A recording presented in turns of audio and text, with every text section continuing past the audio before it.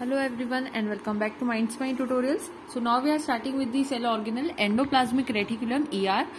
इससे पहले we completed ribosomes जो कि smallest cell organelle के नाम से जाने जाते हैं, जिनको हम pellets particle भी कहते हैं. And now we are starting with endoplasmic reticulum. तो थोड़ा बहुत अगर आप endoplasmic reticulum वर्ड को यहाँ पर समझने की कोशिश करें तो एंडो का मतलब होता है इनसाइड, प्लाज्मिक यानी प्लाज्मा में, और रेटिकुलम का मतलब होता है नेटवर्क. तो जहाँ नेटवर्क की बात करी जाती है वहीं पर हम ER की बात भी करते हैं, एंडोप्लाज्मिक रेटिकुलम की बात करते हैं. इसको सबसे पहले जिन साइंटिस्ट ने ऑब्जर्व किया था, बुक के अंदर आपको यहाँ पर दिया गया है, was first reported by porter in 1945. Claude और फुलम ने 1945 में डिस्क्राइब किया था एक लेस लाइक रेटिकुलम को साइटोप्लाज्म में. ये दो साइंटिस्ट के नेम दिए गए हैं. लेकिन इसके अलावा अगर कभी क्वेश्चन आ जाए एग्जाम में कि इसको ऑब्जर्व किसने किया था, तो observed bye Garnier. Garnier brand का नाम तो आपने सुना ही होगा. सो गार्नियर ने इसको ऑब्जर्व किया. तो ये याद रखना है आपको कि ऑब्जर्व करने के लिए आप गार्नियर का नाम याद रखेंगे, और अल्ट्रा स्ट्रक्चर जो जिन्होंने दिया था, अल्ट्रा स्ट्रक्चर के अंदर आप नाम डालेंगे पोर्टर, क्लॉड और फुलम का. इसको क्लॉडे भी कहते हैं काफी लोग. तो इन तीनों का नाम अल्ट्रा स्ट्रक्चर में दिया जाता है. और इसके अलावा अगर टर्मिनोलॉजी पर्टिकुलर कोई पूछे कि किसने दी थी, तो टर्मिनोलॉजी में आप पोर्टर का नाम ही यूज करते हैं.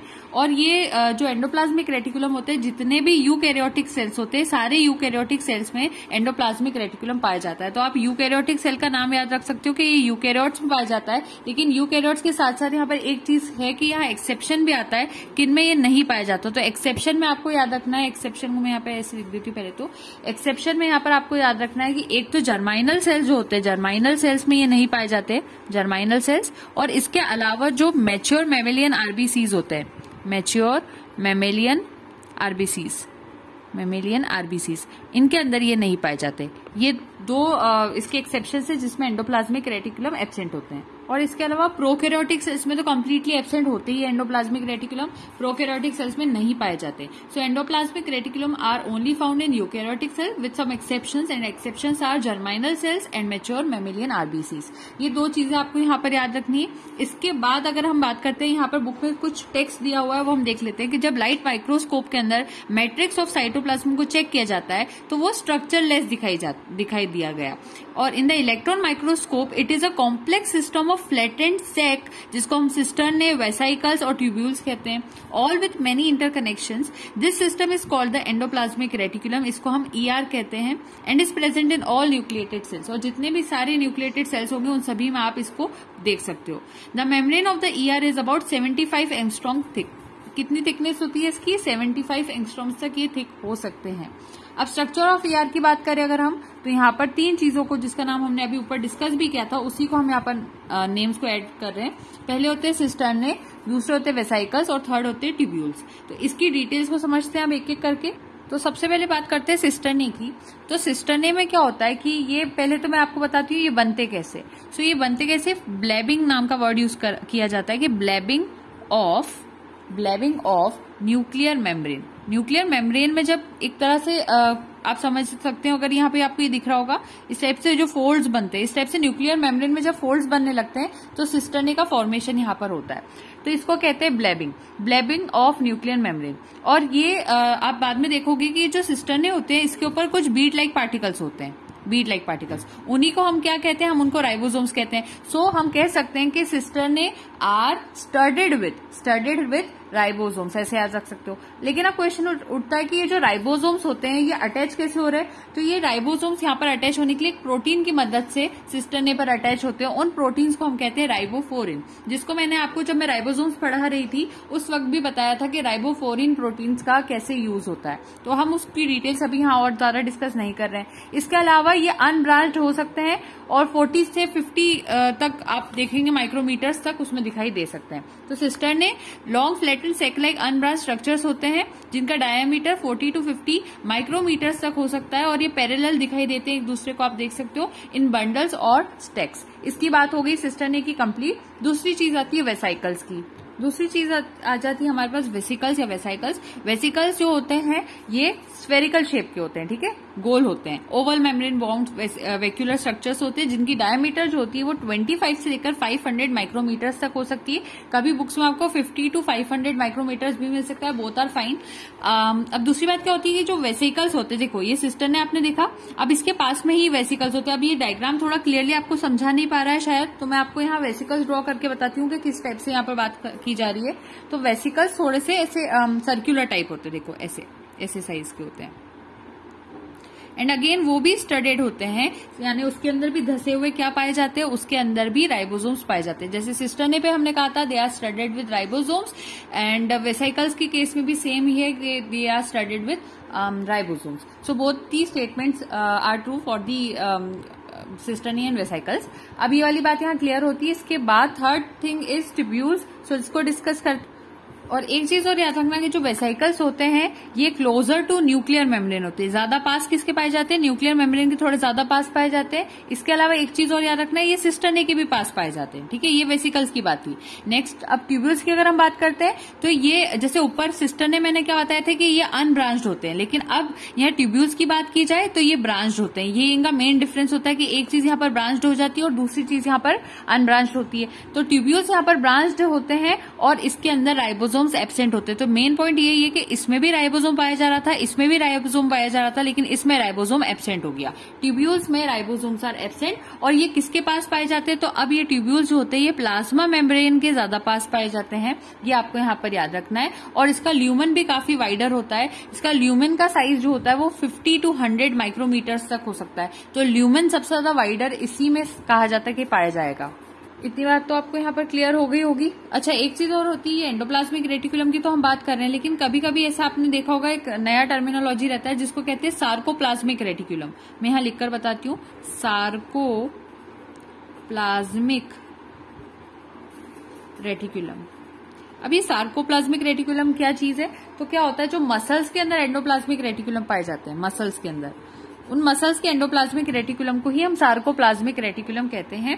तो ये चीज यहाँ पर आपको समझना थी कि आपके सामने 3 चीजें लिखी हुई थी। अब आगे हम डिटेल और फाइनली देखने जा रहे हैं जो कि और इम्पोर्टेंट है। मैं थोड़ा सा कैमरा एडजस्ट कर देती हूँ पहले, सो आई गेस अब क्लियरली आपको दिख रहा होगा। एक्चुअली बुक में क्या प्रॉब्लम आती है मुझे, आई फील लाइक कि बुक में टेक्स्ट को हमेशा ऐसे ये जो कॉलम वाइज जो दिखा रहता है वो थोड़ा सा मतलब ये मेरे हिसाब से ऐसा होना चाहिए कि बुक में पूरी तरह से एक तरह से चलते जाना चाहिए। लेकिन होता क्या, हम पहले इस तरफ के कॉलम को पूरा पढ़ते हैं, फिर हम लोग नेक्स्ट इस कॉलम पे आते हैं। इस वजह से कैमरा एडजस्टमेंट में प्लस पूरी तरह से स्क्रीन पे टेक्स्ट नहीं आ पाता, तो वो थोड़ा सा शायद बॉदरिंग होगा कुछ स्टूडेंट्स के लिए। तो आई फील लाइक बुक्स में ऐसा होना चाहिए, बट स्टिल अगर हमें टेक्स्ट मिल रहा है बुक में तो हम तो पढ़ाई पर ध्यान देंगे, बाकी हम चीजों को इग्नोर कर सकते हैं यहाँ पर। सो एंडोप्लाज्मिक रेटिकुलम में be divided into following 2 types, 2 तरह के होते हैं, जिसको हम RER कहते हैं और SER कहते हैं। Sarcoplasmic reticulum is something different, मैंने आपको बता दिया क्या है वो, यहाँ पर भी देखो इसका पॉइंट मिल भी गया। The muscle cells are rich in SER and are often called sarcoplasmic reticulum. But हम लोग पहले टेक्स्ट को भी समझते हैं यहाँ पर। सो स्टार्ट करते हैं। मैंने कुछ पॉइंट्स को यहाँ पर ऐड करा है, अब पहले उसको समझते हैं। RER को ग्रेन्युलर या फिर रफ एंडोप्लाज्मिक रेटिकुलम भी कहा जाता है, और इनको ये कहा जाता है कि इसमें ज्यादा सिस्टर्ने पाए जाते हैं और ट्यूब्यूल्स इसमें कम होते हैं।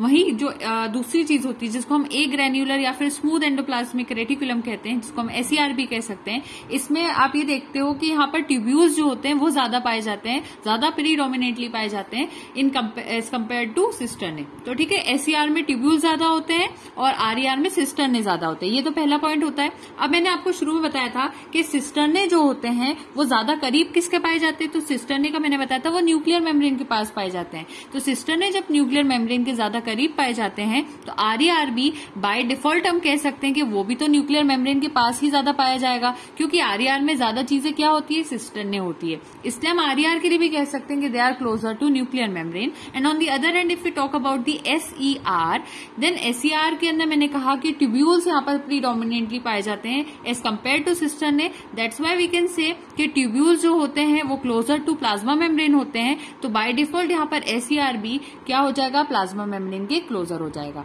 तो इससे आप वो चीज चीज याद रख सकते हैं। सेकेंड थिंग इज कि RER रफ होते हैं। रफ क्यों हो रहे, किसी चीज को अगर आपको रफ बताना है तो रफ क्यों होगा, क्योंकि वहां पर हो सकता है कुछ ऐसी चीजें होंगी जिसको रफ बना रही होंगी, और स्मूथ इसलिए स्मूथ है क्योंकि उसके पास वो चीजें नहीं होगी जिसकी वजह से वो रफ बन पाए। अब वो क्या चीजें हैं जो कि इसको रफ बनाते हैं और इसको स्मूथ बनाते हैं? सो दे आर राइबोसोम्स। अब क्या होता है, यहाँ पर सरफेस के ऊपर राइबोसोम्स लगे होते हैं, और राइबोसोम्स लगे होने की वजह से ये वाले एंडोप्लाज्मिक रेटिकुलम रफ दिखाई देते हैं। So the surface of the membrane of RER toward cytoplasmic right is heavily coated with ribosomal particles. यहाँ पर राइबोसोम्स लगे होते हैं इसी वजह से तो ये रफ दिखाई देता है। And on the other hand अगर हम SER की बात करते हैं तो SER के ऊपर कोई भी राइबोसोम्स अटैच्ड नहीं होते, कोई पार्टिकल्स नहीं होते। The ribosomes are not attached with the membrane of smooth ER, इसलिए मेम्ब्रेन यहाँ पर स्मूथ दिखाई देती है। ठीक है, ये पहला कंपैरिजन हो गया। इसके बाद हाँ, एक मिनट, तो आपको ये बात यहाँ पर क्लियरली समझ में आई होगी। Sorry for the interruption.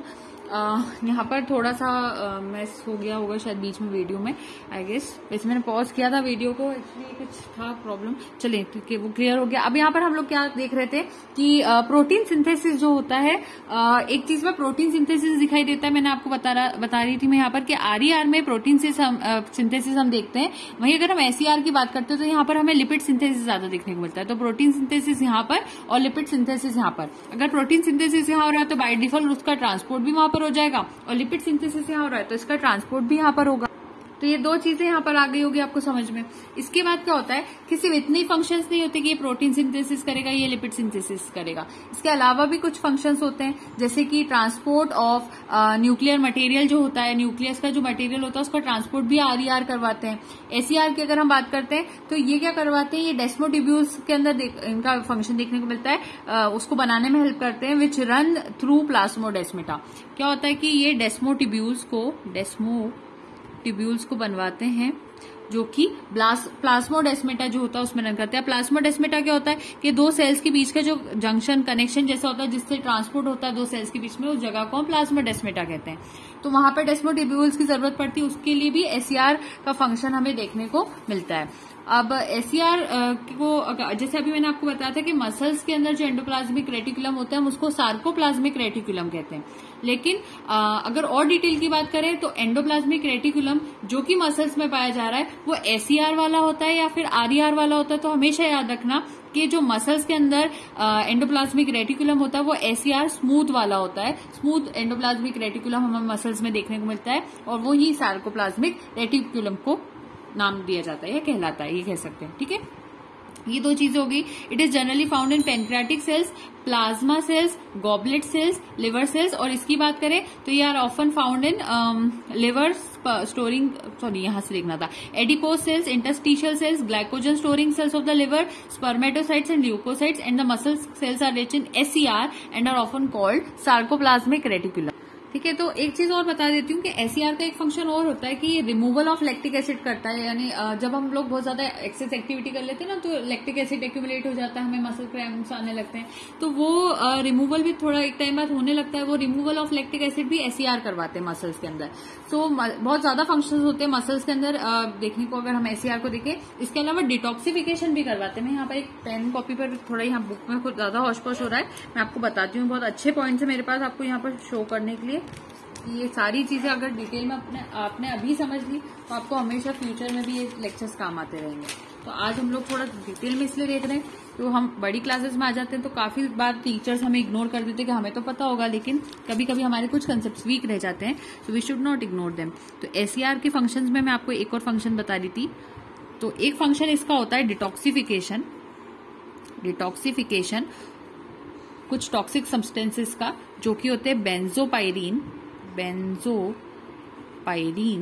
इसके अलावा एक और फंक्शन होता है उसका SER का, जिसको कहते हैं ग्लाइकोजिनोलाइसिस करवाना in liver cells. Liver sales में भी ग्लाइकोजिनोलाइसिस करवाते हैं SER। इतने सारे फंक्शंस होते हैं, आप समझो इसको।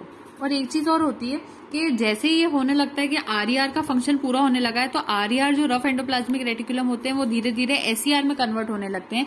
एसईआर बाद में अपना फंक्शन करने के बाद गोल्जी बॉडीज के अंदर कन्वर्ट होने लगते हैं।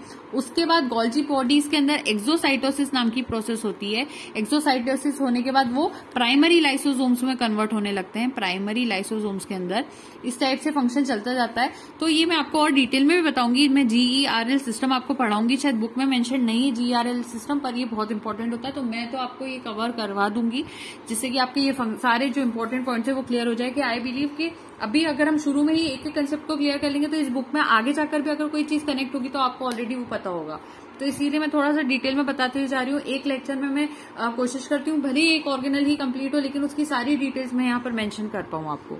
इसके अलावा और मेंशन करूं अगर आपको कि ज्यादा आरईआर और कौन सी जगह पर पाए जा सकते, तो फाइब्रोब्लास्ट जो प्रोटीन सिंथेसिस वाली जगह होगी वहां पर आरईआर बाय डिफॉल्ट ज्यादा हो जाएगा। तो फाइब्रोब्लास्ट में, beta cells of islets of Langerhans में वहां पर आरईआर ज्यादा पाया जा सकता है। वहीं अगर हम बात करते हैं एसईआर की, तो एसईआर में कुछ तो बुक में मेंशन्ड है। इसके अलावा अगर आपको और एग्जाम्पल्स जानने हैं तो मैं यहाँ पर और भी ऐड कर देती हूँ कि ये एसईआर के अंदर ही बता रही हूँ यहाँ पर कि जो एडिपोसाइट्स होते हैं, एडिपोसाइट्स जो होते हैं लिवर सेल्स के, वहां पर भी ज्यादा पाया जा सकता है। लिवर सेल्स में एडिपोसाइट्स लिवर सेल कह रही हूं मैं, एडिपोसाइट्स में पाया जा सकता है, लिवर सेल्स में पाया जा सकता है। इसके अलावा जो लीडिक सेल्स होते हैं, लीडिक सेल्स मेल्स के अंदर वहां भी पाए जाते हैं। किसकी बात हो रही है? एसईआर की। हाँ, भूलना मत, आरईआर नहीं बता रही हूँ, अब मैं एसईआर बता रही हूँ। फॉलिकुलर सेल्स जो होते हैं, फॉलिकुलर सेल्स जो कि ओवरी को उधर होते हैं, उसमें भी पाए जा सकते हैं। तो ये सारी जगहों पर एसईआर थोड़ा प्रीडोमिनेटली पाए जाते हैं, क्योंकि यहाँ पर लिपिड सिंथेसिस करवाना होता है और यहाँ पर ट्यूब्यूल्स की जरूरत ज्यादा होती है। वहीं आरईआर वहां पर पाए जाते हैं जहाँ सिस्टर्नी की जरूरत ज्यादा होती है। तो ये सारी डिटेल्स थी जो कि आपको सभी मैंने यहाँ पर डिटेल में बता दी। इसके अलावा finally functions of endoplasmic reticulum आ जाते हैं। वेरियस फंक्शंस हो सकते हैं इसके, जैसे कि mechanical support of cytoplasm, protein synthesis, glycogen storage, steroid synthesis, intracellular transport of metabolic products and cellular impulse conduction in स्टाइटेड muscle cells. ये तो होगी पहले पॉइंट की बात। Second, microbodies called spherosomes are formed by SER while the RER with Golgi bodies give rise to the lysosome. ये हो गई second point की बात। Sarcoplasmic reticulum are found in skeletal muscle cells which help in muscle contraction, जिसकी वजह से motor impulse भी वहां पर बन जाता है। और ये किसके लिए मेनली होते हैं? एस से एस याद रख लेना, SER, ठीक है, भूलना नहीं इसको। सार्कोप्लाज्मिक रेटिकुलम में ज्यादा SER पाए जाते हैं, SER ही उसको बनाते हैं। Calcium ions plays an important role in fusion of vesicles in cell plants to form phragmoplast. यहाँ पर आज आपका एंडोप्लाज्मिक रेटिकुलम कंप्लीट हो जाता है। Next topic would be Golgi apparatus. हम गोल्जी अपैरेटस को यहाँ पर समझेंगे नेक्स्ट पॉइंट में। तो thank you so much and don't forget to like, share and subscribe. Happy learning.